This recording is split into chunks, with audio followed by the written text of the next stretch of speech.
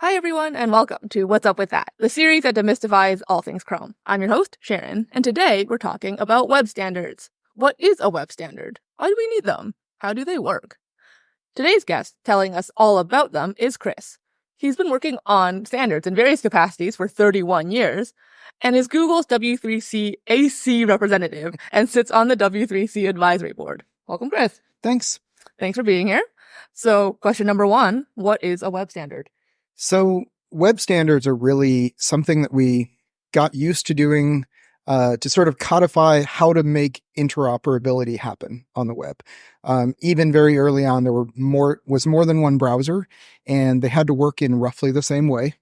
And for a very long time, we sort of sketched these out more than really got into the details of how to make sure they interoperated well. This created a lot of problems for several decades, actually, that had to be reverse engineered. Exactly how does Internet Explorer implement this one piece, things like that. And the place that we finally got to is what I would consider a web standard, where the real goal of having a web standard is simply to make sure that you can have interoperability in the open web, that you're not relying on one set of code to do something. Okay. Yeah, lots of stuff in there that we will get into in more detail. Can you first tell us what some of these letters that I just rattled off? What is the W3C? So air conditioning? Yep. The W3C is probably the largest standards developing organization, or SDO, for web standards. It started out as the place for HTML and the DOM and all kinds of other pieces of the web and where they came together. CSS is still managed there. So all style sheet things and stuff like that get defined inside a working group in the W3C. The AC is the advisory committee. This is really just, I'm kind of Google's point of contact for the W3C. We pay membership dues. We get to vote on things. I'm the one who places the vote. This sounds really powerful and great. It's not really. It's more I have to run a regular meeting, ask a whole bunch of other people questions like, hey, how do you think we should vote on this? And then figure it out and place the vote. The advisory board, on the other hand, is an elected position where I have to go out to the entire W3C membership, all the other companies, and run for election every couple of years. I've sat on the advisory board for, off and on about a decade now, I think.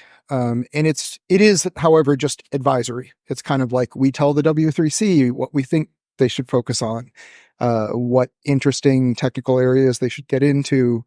Maybe you should pay attention to AI or things like that, but also things like at their meetings, what kind of health restrictions there should be because of COVID or things like that. So kind of all across the board details. Okay. Yeah, I saw on the Wikipedia page that the W3C has 400 something odd members. So are those typically all companies, or what are the other? It's a broad mix. There are a lot of really large companies. I mean, the ones you would think of, Google, Microsoft, Amazon, IBM, Apple, Mozilla, like loads and loads of big names. There are a lot of smaller companies as well. There are a lot of academic institutions. There are a fair number of invited experts in various places too. So single people who have a specific interest and they get invited to contribute that interest. So they're not even technically a member. They don't have to pay their dues or anything. But they kind of feed into the whole. A lot of the work, most of the work really in W3C is sort of public, or at least semi-public, and you can participate in it without actually even joining for some areas. The biggest challenge for web standards too, when I mentioned earlier interoperability being key, another key is making sure that you're collecting the intellectual property rights to implement things too. So people can't sue you for implementing cascading style sheets, for example. And there's a whole set of complexity there.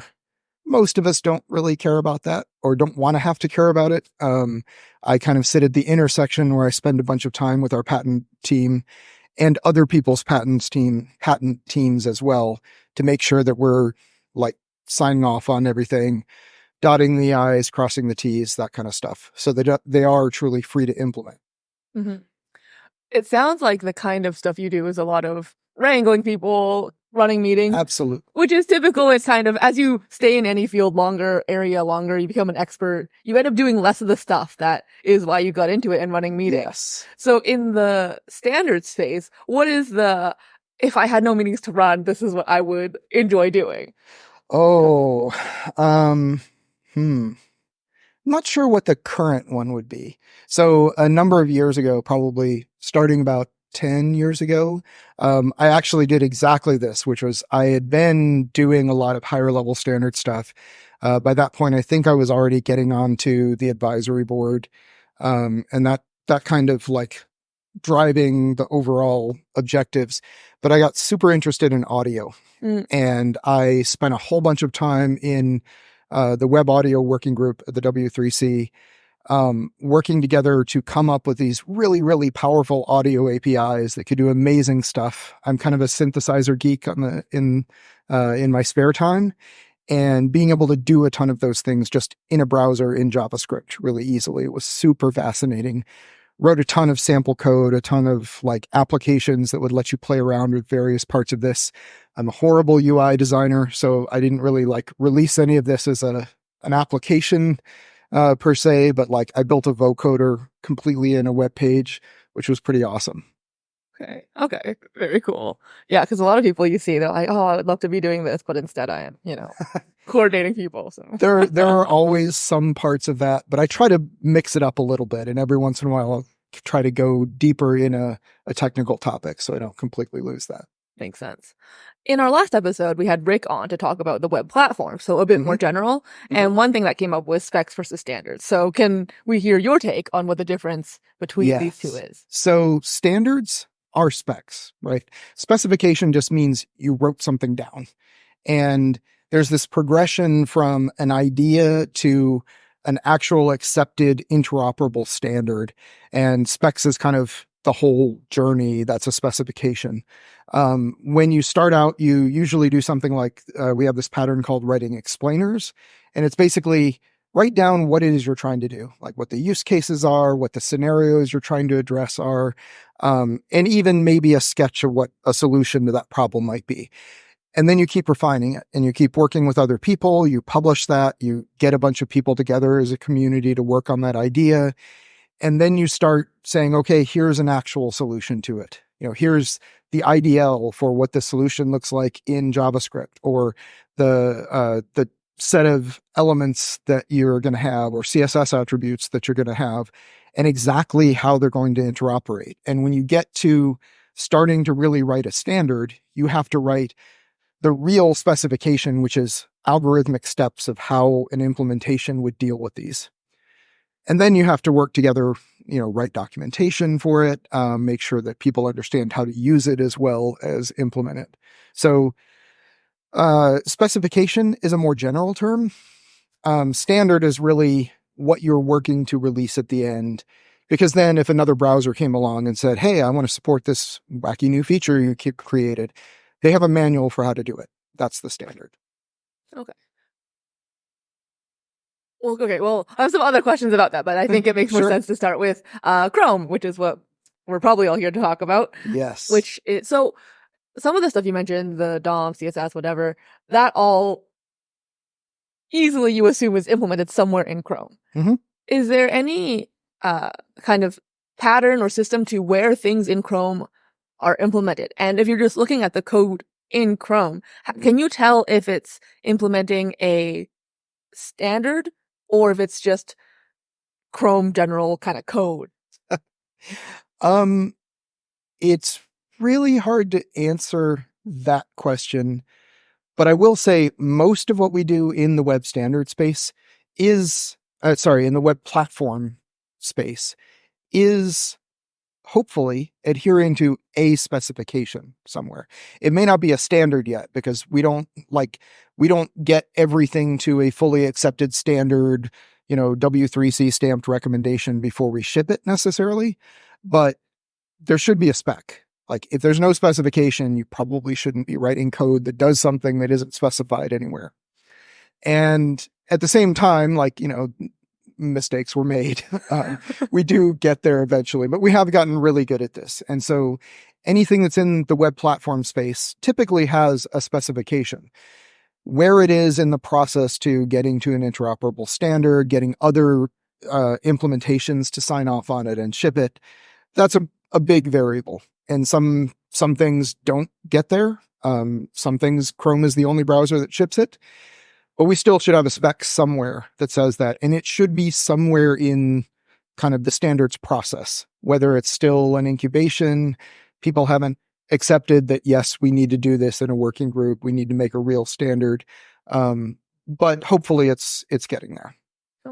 It sounds like with what you mentioned of the W3C, there's all these different sections of it that are responsible for different things. Audio, CSS, other stuff. What other organizations besides the W3C have specs and standards that Chrome implements? Loads of them. Biggest ones, and some of these are super important. So the WhatWG is a huge one. WhatWG is really about 2 decades ago. This basically forked off from the W3C because W3C started focusing only on kind of semantic content and not the web as an application platform. And a number of the browser vendors at the time were like, wait a second, like everyone's using it as an application platform. They want to understand what things are going to render like. They want to make sure that all the browsers use the same interpretation of what the HTML spec says. So they kind of took over HTML in the DOM. It's pretty much entirely run in WhatWG, and it is heavily around interoperability. Like that is the primary goal of all the specs at WhatWG. There are other specifications that happen there too, largely around things like fetch, things that are sort of base level platform functionality. At W3C, there's a lot of a broad array of different things. There's style sheets, as I mentioned earlier. There are a lot of different APIs and things. The baseline of protocols, though, like HTTP is a great example. Things that happen at the protocol layer are almost entirely in IETF.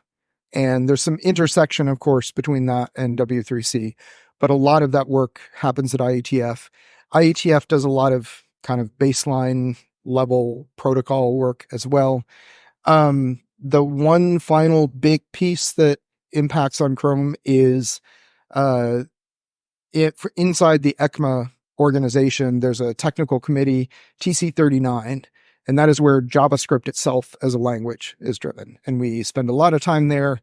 A lot of JavaScript functionality happens there, of course. And that's kind of folks in V8 who might be working with that. Yep. Okay.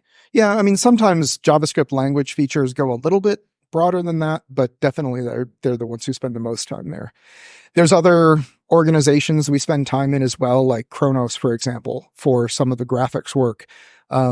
It ends up surfacing inside WebGPU, but it also, like, there's a bunch of work that's going on in a base layer somewhere else.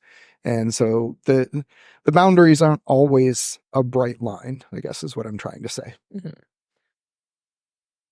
With the boundaries, so is it ever the case where two different organizations have a spec for the same thing, and as a browser, you now have to pick which one you implement, or are they pretty...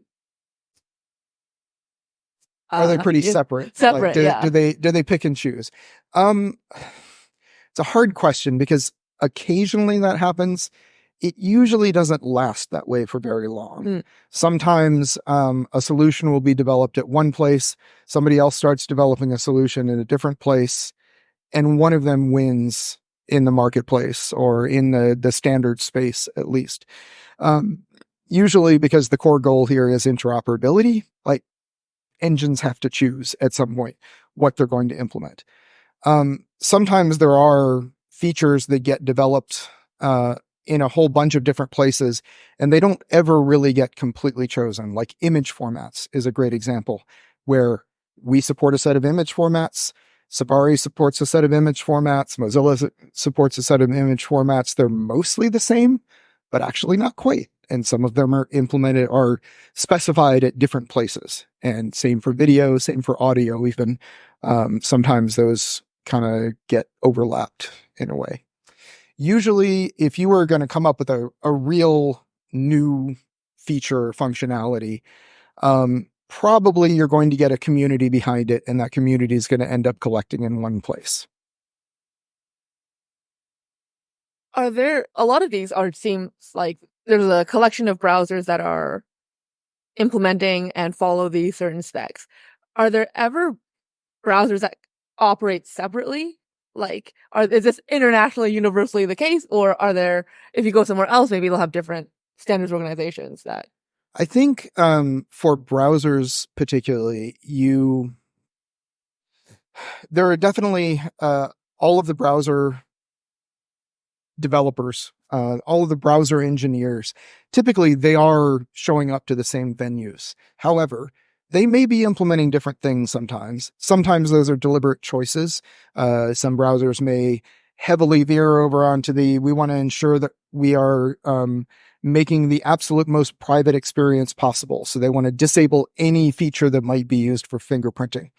Other browsers might choose to be a browser that is the best immersive web browser or something like that, and take that as kind of their goal.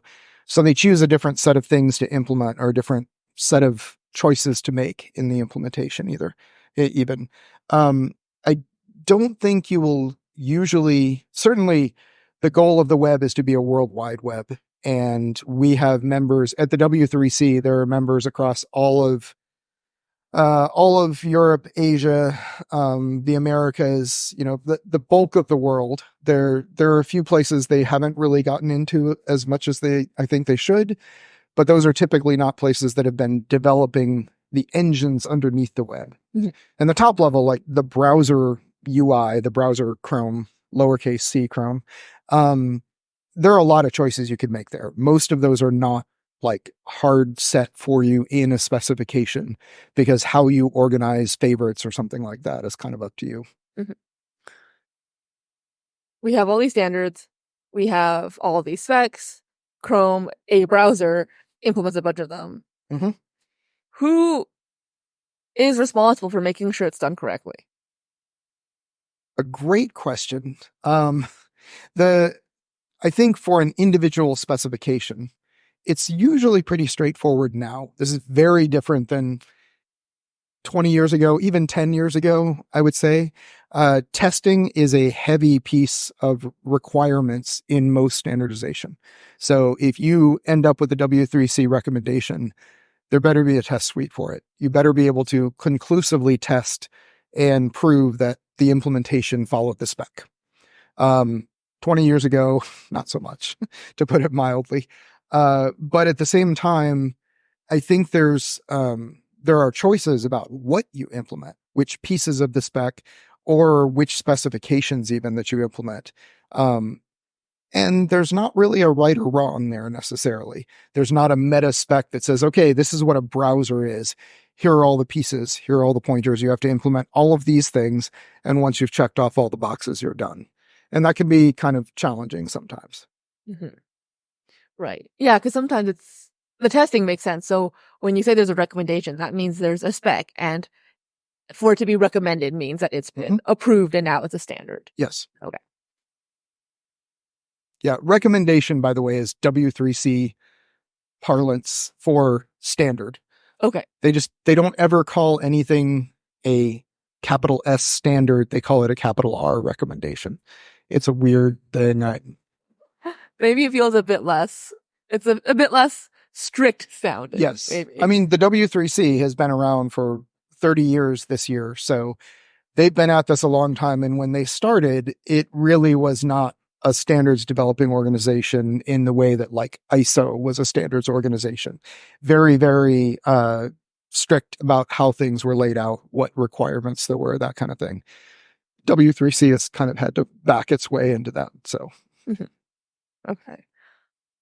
You mentioned a lot of the types of members who are members of the W3C. So when it comes to new web features, where does the push for new specs come from? How much of it is from companies like browser vendors, and how much of it is from web developers, which in certain cases is also the same people that also happen to be browser vendors themselves. But if you're just some random web developer and you want a new spec, how likely is that to happen?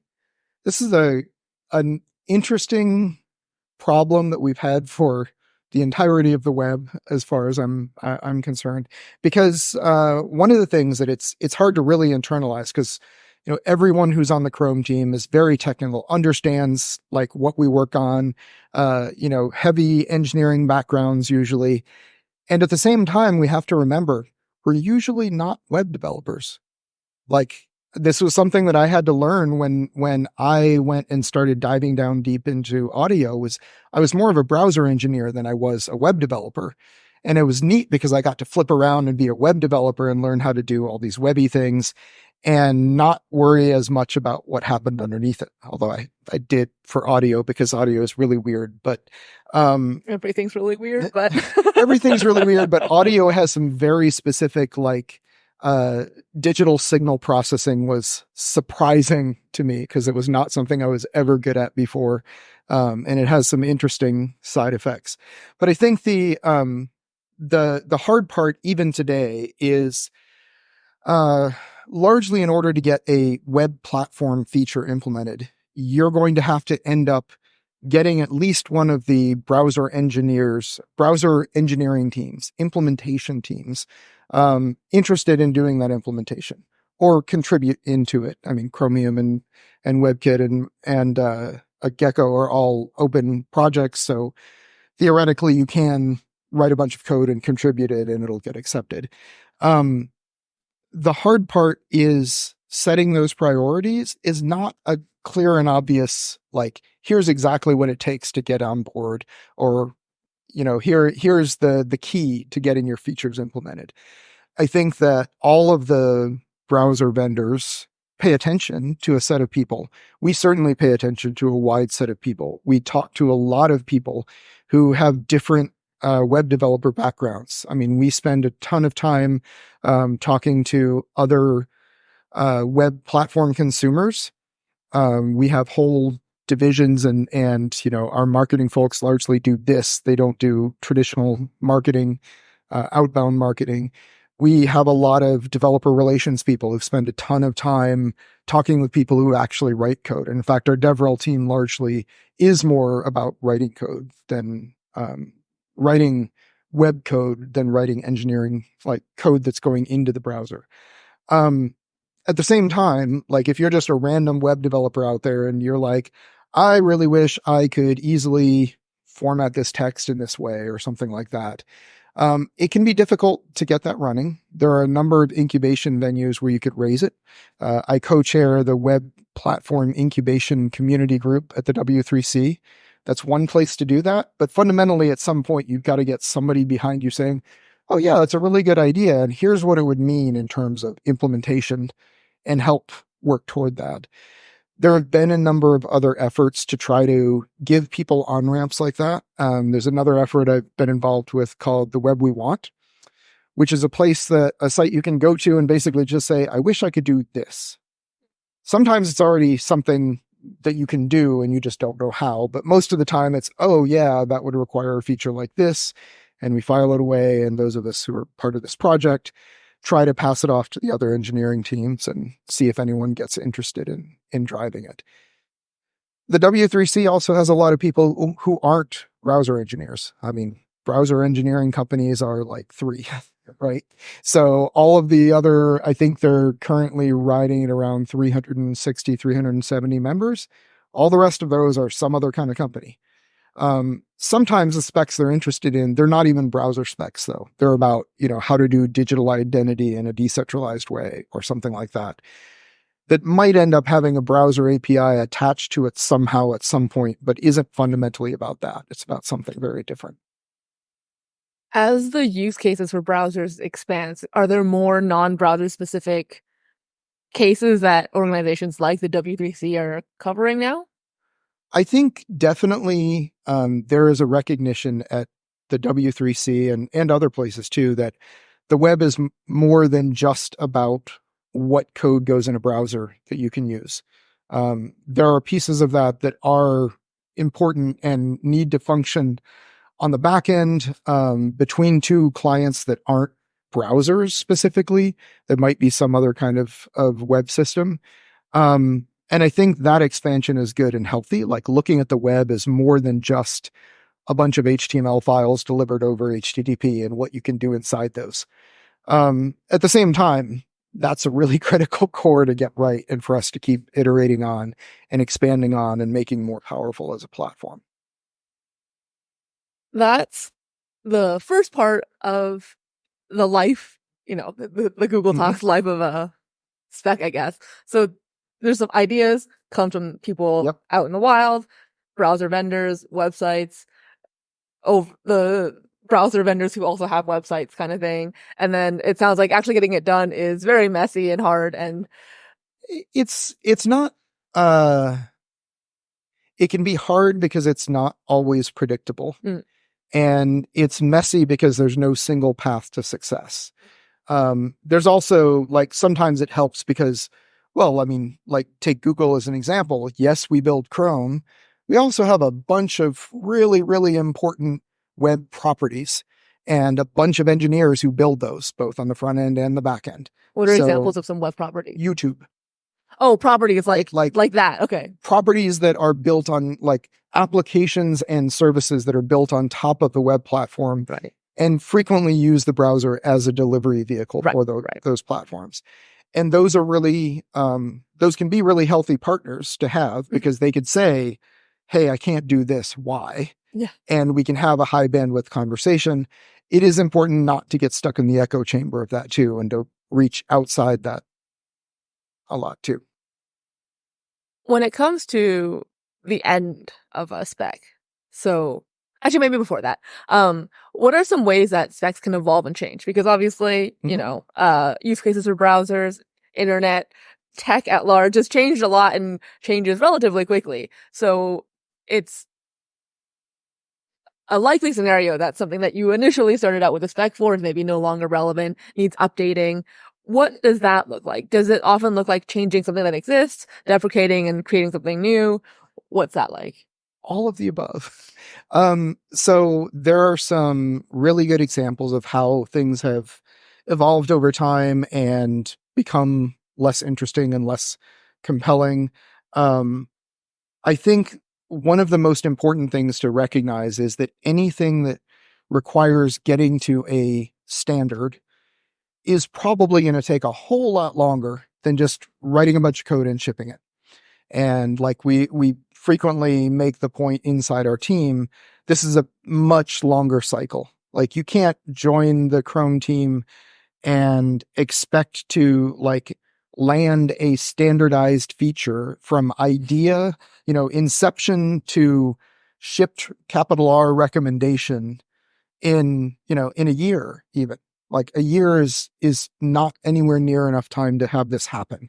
I've never seen it happen that fast. I've seen examples of specific features that there was a strong community behind and they all kind of coalesced and they got a shipped implementation and then a second shipped implementation and most of the way to recommendation in roughly that time frame. But it's also rare. Like usually we're talking multiple year cycles on these. And that can be somewhat challenging, particularly when, as you pointed out, things change, right? A good example of this was early in the kind of arc of the WhatWG. There was a feature added to HTML at WhatWG called app cache. And it was a way to provide client-side caching, like control a client-side cache of a website. So as a website, as somebody who wrote stuff on a web server somewhere, you could say, this is what makes up my site. This is how to, control different parts of it, or this is how to keep different parts of it on the local client once you've been there. So next time it's a whole lot faster. And it was a good idea. And unfortunately, it got codified and implemented across all the browsers at the time, right at a period of time when the web itself was changing pretty dramatically. And it ended up being a feature that, frankly, you tripped over it more than you could effectively use it, because it gave you a nice static cache of files if that's what you needed. But if you were implementing this really dynamic HTML thing that was doing loads of requests to and from the server, and you didn't know whether to make those requests or not, it was really hard to use and ended up getting in the way a lot of the time. and eventually got replaced with a different feature called service workers that is much, much more powerful and inserts itself into the chain at a different space than app cache did. But app cache lived in the standard for a long time before it finally got deprecated and pulled out. And it took a long time for those cycles to happen and to get the new solution up and running because of that. So really, I guess I'm saying there's no easy answer to that. It does happen. It usually requires a lot of people getting on board with this and getting on board with a particular feature change and seeing how the world can be made better. Yeah, because I work in kind of the navigation space. So, not much direct interaction with actual specs and standards, but you see things that the effects of them. So, for example, people across navigation will grumble about document.domain for engineering reasons. Yep. And it's like, okay, this would be nice to remove, but how? Because these are not also people who are familiar maybe with the process of all of this. So in this specific case, what can we do here? features like that, I would say, well, start out by looking at where it's actually specified. Go there, see what the current understanding of the world is. So, go to, in this case, WhatWG, look at how is document domain specified? Are there open issues with it? Do other people see this as a problem? And then also really consider the use cases of it. And the more data you can build about how it's used today in the wild, used or misused for that matter, can be really helpful because sometimes, people are really, really dependent on a feature, but they're dependent on it for a totally different reason. My favorite example of this was way, way back in the annals of history. Mozilla or Netscape at the time implemented this blink tag, and the Internet Explorer team decided to outblink blink, and they created a tag called marquee.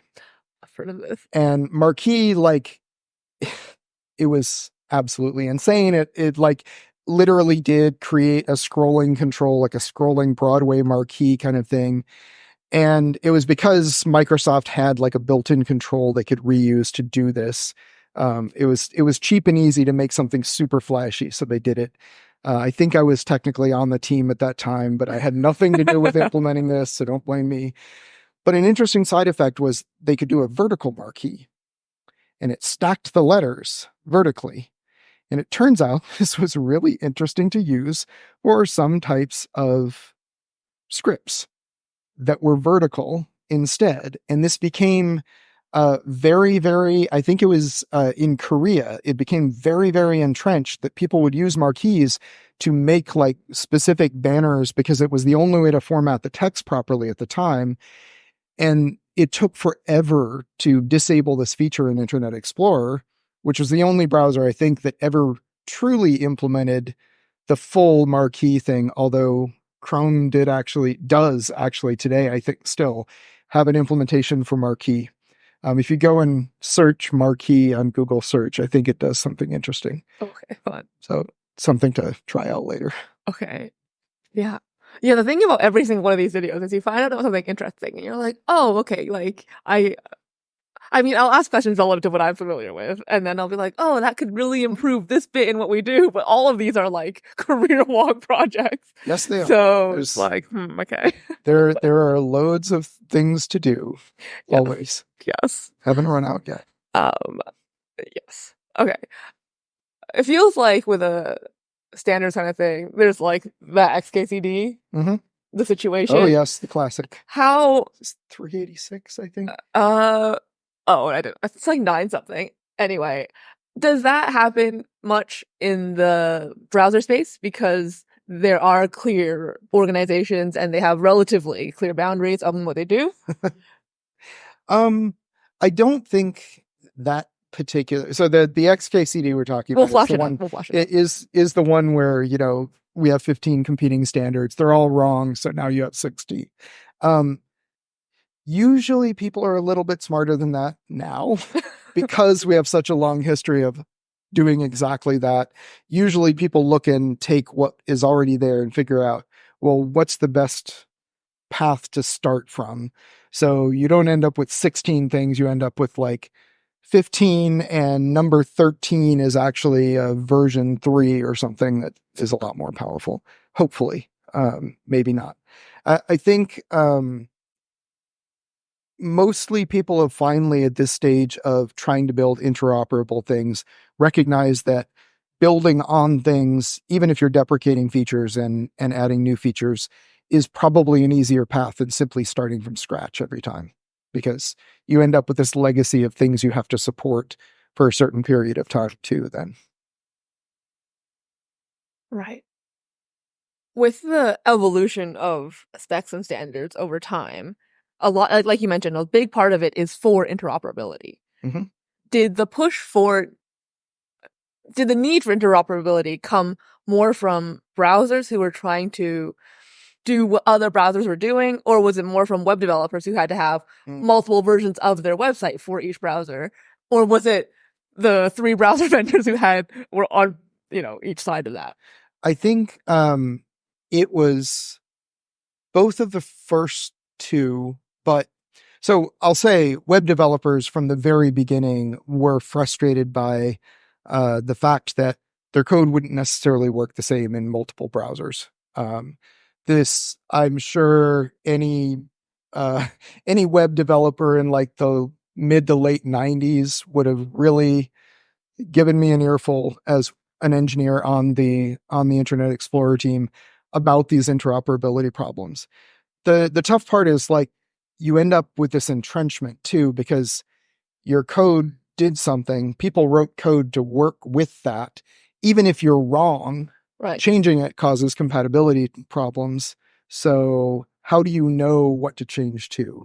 And I think that was really what started solving the problem, was when Microsoft was sort of dialing down its investment in the web anyways, the other browser vendors really did kind of start coming together with the What Working Group as kind of the basis of this, and start writing down, okay, this is the way it should actually work.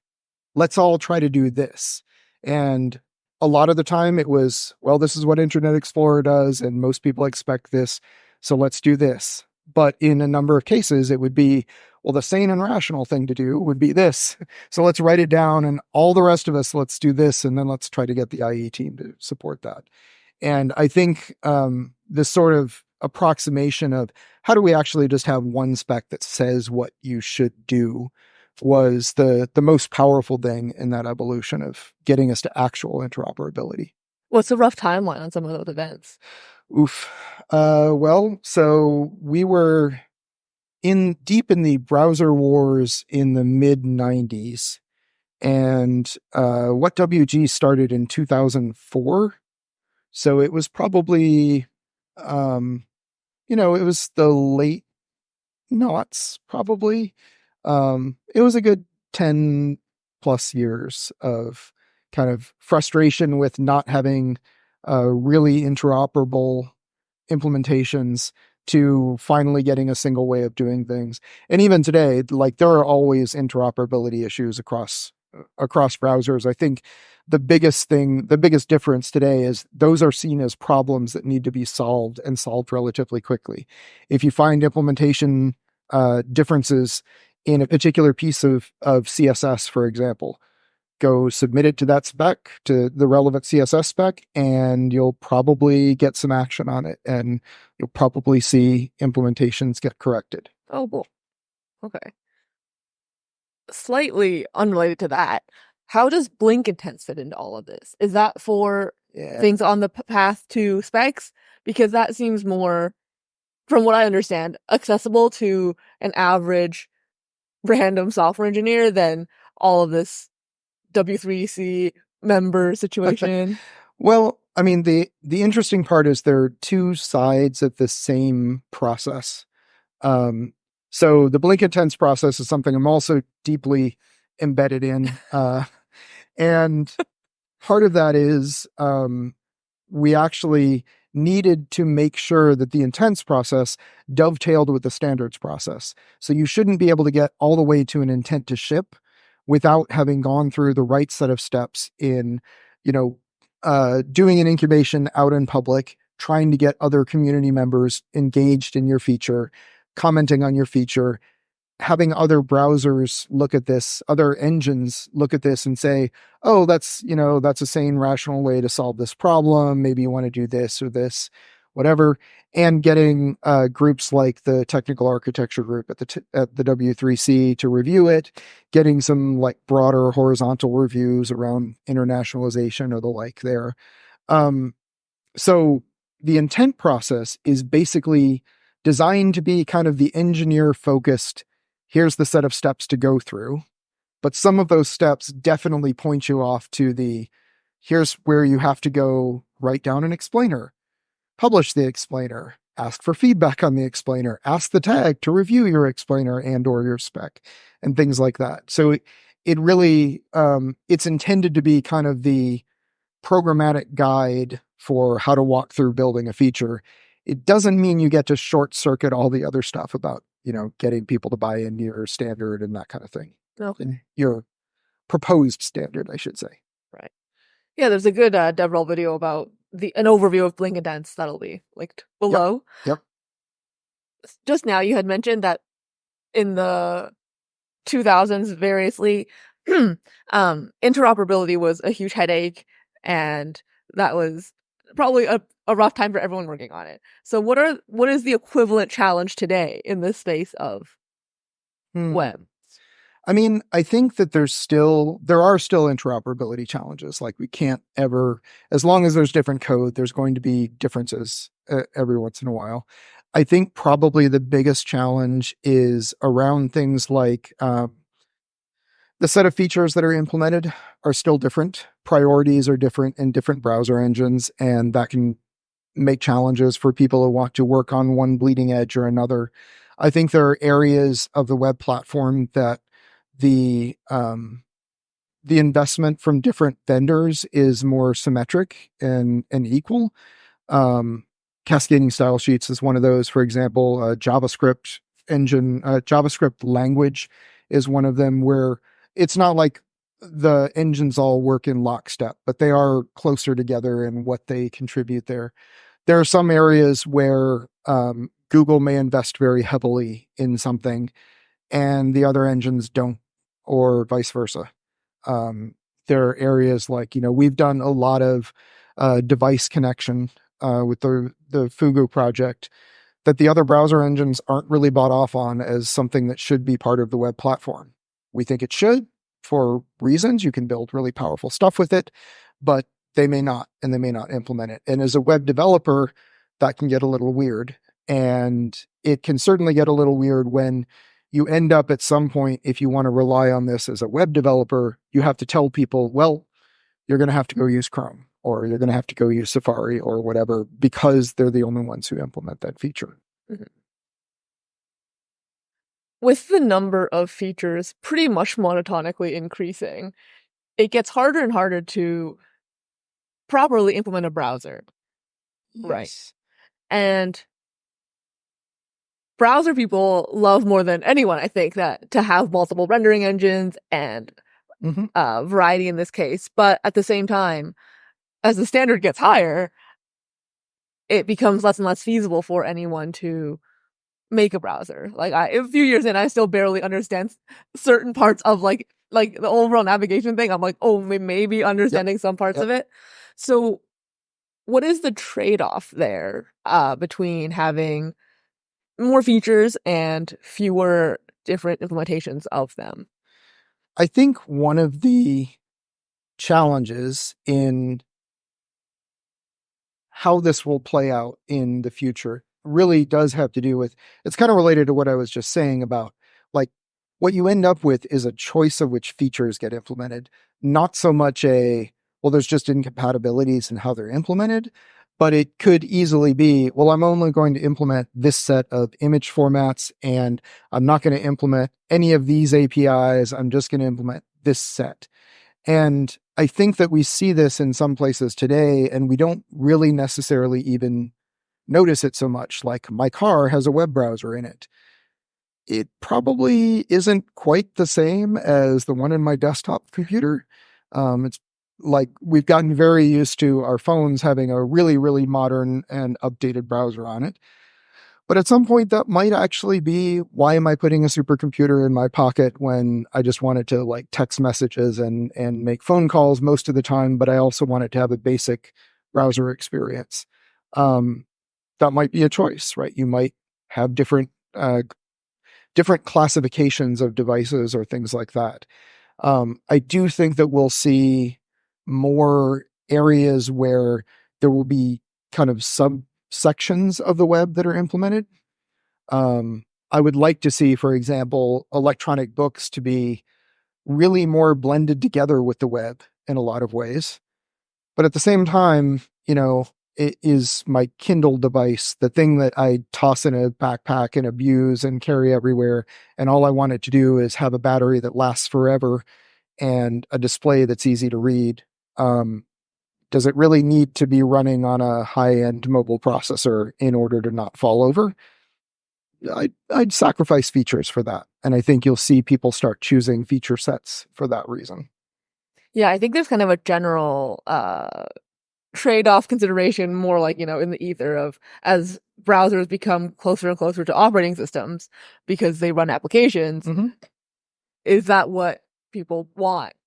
Like, some people want that, some people don't, and there's no right answer, but yeah, there's no real right answer. And I think that, to me, it is really important to have a system that can scale to doing that. I think the interesting bit is that there are places where you don't really want it to have to do that all the time. And like, I have a wide variety of Chromebooks littering my desk and my house. And some of them are, they're they're some of the very original Chromebooks. And they may not be getting updates anymore, but they're still actually a decent web browser. It's still useful to use. And at the same time, if you read the specs of them, they would be laughably short by today's standards. Like, definitely not what I would go buy today. And I think recognizing that and providing more of some dials in there would be helpful. I think the web itself got into some bad patterns about how it included other scripts and things that were causing problems more than solving them. And we just sort of relied on Moore's law for a little bit too long, but I think we're coming back from that a little. So hopefully we'll have a more positive future there. Hopefully. Yeah, I'm curious to hear about how things have changed in the time that you've been working in standards, because part of the thing that's cool about working on browsers in general is that they're new enough that there are people around who've been there from not maybe the very beginning, but like quite early on, right?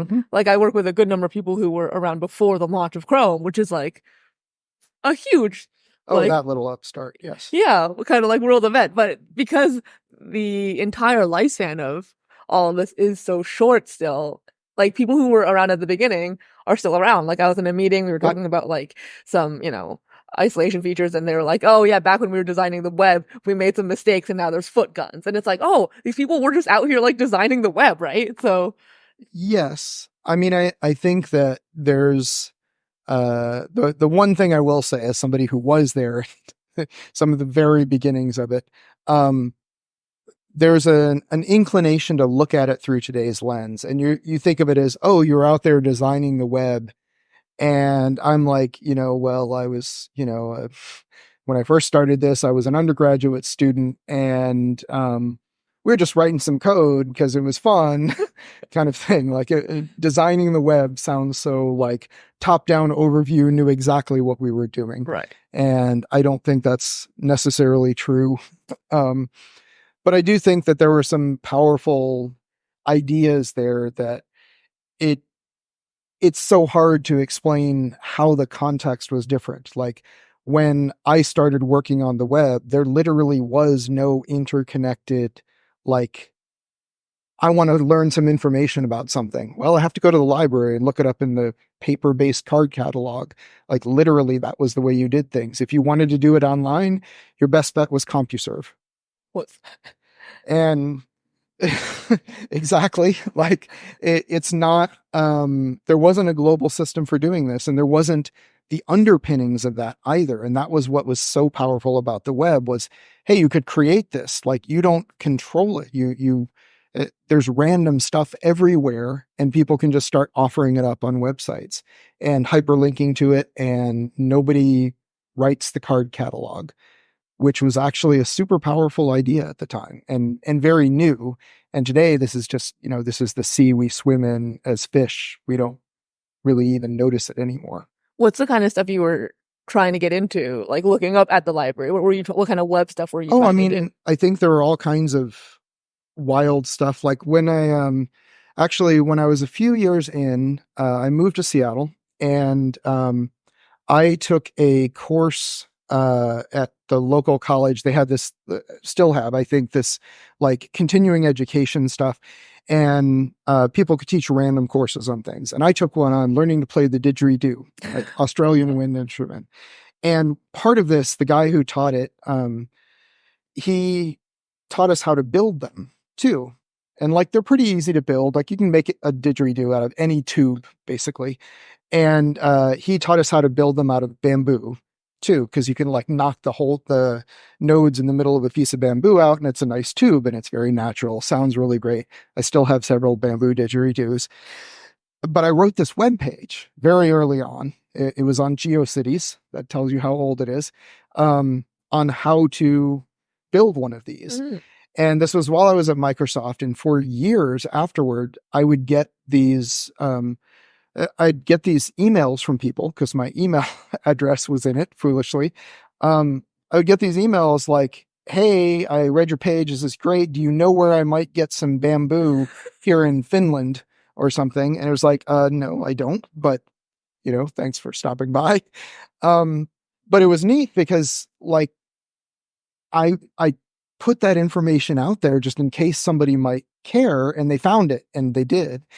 And by contrast, I don't know, about 5 or 6 years ago, I started learning to build ukuleles, which is a much more intensive process. You don't just knock the holes out in the middle of the bamboo, but there's a lot, like, it's so much easier to find this kind of information. There's YouTube videos all over the place about how to do each and every step. There's instructions online. There's whole communities and forums of people who you can easily discover, who will help you, walk you through any part of this process. And it's amazing. I mean, like, if I want to learn to change out the oil filter on my leaf blower or something, there's probably, a video of someone doing it on that exact model that I could go look at and say, "Oh, that's where it goes," or whatever.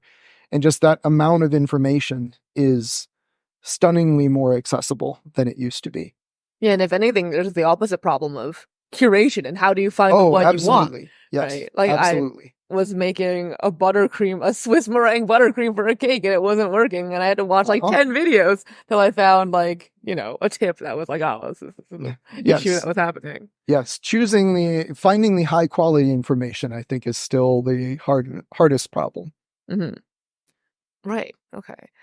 What has been the nature of your work in specs and standards over time? Presumably you didn't start on the advisory committee of an organization. I mean, I started out, I started as an engineer. Like, I co-wrote the Windows version of NCSA Mosaic, one of the really early web browsers. Went from there to Microsoft, got onto the IE team, was on the IE team for about 15 years.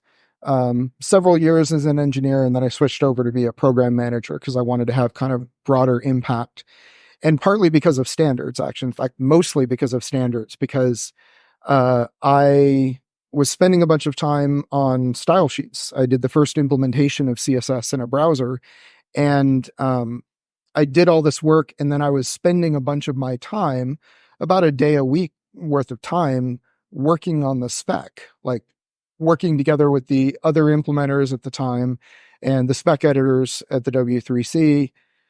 And it basically, like, it was eating up my coding time, and my manager pointed this out to me, and that's what prompted me to become a program manager instead.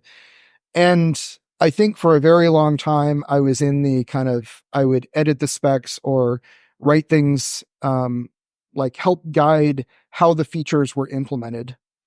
And then started getting into probably after I came to, well, around the time I came to Google, was really getting into more of the, um, this is how, like, these are the processes we should put in place for doing specs and standards so that we can make them consistent and reproducible and consistently similar quality, and then, hopefully raise that quality too. And I think, despite also occasionally jumping down and like working on web audio pretty deeply, writing the web MIDI spec, stuff like that, um, consistently bringing us back to, oh, we should use this as a pattern to try to make everything better. Mhm. Okay. Very cool. Yeah. So for people who work on Chrome at large, such as myself, what kind of thing do you think would be more helpful for them to understand about the overall spec and standard be it process or role in the browser? Mhm. Because if you don't work on something that directly has interaction with that kind of stuff, it's something you barely have any idea about. Yes. So I think people who are in Blink or web platform might be a bit more familiar, but for people who do like navigation, for example, the non-web platform side of that, you really don't ever see specs at all. I think one of the most important things for everyone to understand, and it again, it might seem more relevant to people who work in web platform or something like that, but recognizing that what we're really trying to do with Chrome as a whole, with Chromium definitely, but even with Chrome as a whole, is make the entire web better and more predictable and more interoperable and more usable. Because really, like, this is what I said when I came to Google. I was interviewed and someone asked me, why are you going to Google? And I basically said, well, like, Google is driven by making the web better, because the more people use the web, the more ads and search we sell effectively. And, that's good. I want to make the web better. Like, there's no make the web better and make sure people are, buying copies of Windows. It literally is just make the web better. And I think that even for people who are working on functionality or features that aren't directly in a web standard, interoperable, whatever, recognizing that having that consistency across experiences is actually really important for the web as a whole. The way that navigations happen, the set of events that fire, in what order exactly, that has to be consistent across implementations, or applications start failing. And if applications start failing, people don't want to build for the web. They'll go build an Android app or an iOS app because it's predictable, right? And that would be sad for me personally. I'd kind of rather they build web applications. And so it may be really frustrating sometimes that we're dependent on this open system that we don't control every piece of, even on places where you think we do control every bit of. But there is a lot of interoperability in how people expect the web to work. And like, I occasionally use Safari on my iPad. I guess I always use the underpinnings of Safari on my iPad, but like, there's this, there is this, I still expect it to work in roughly the same way.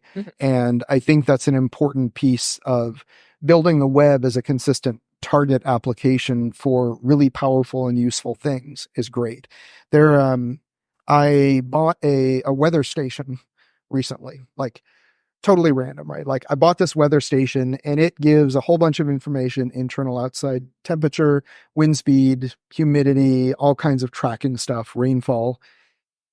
And it does not have an application at all. It is completely driven through a web app. And I only mention this because their web app is so much better as a user experience than almost any application I've seen of this type. Like, you can rearrange tiles and it gives you this beautiful display, and it works consistently every time I've gone to it. Like, it's just an absolute great experience.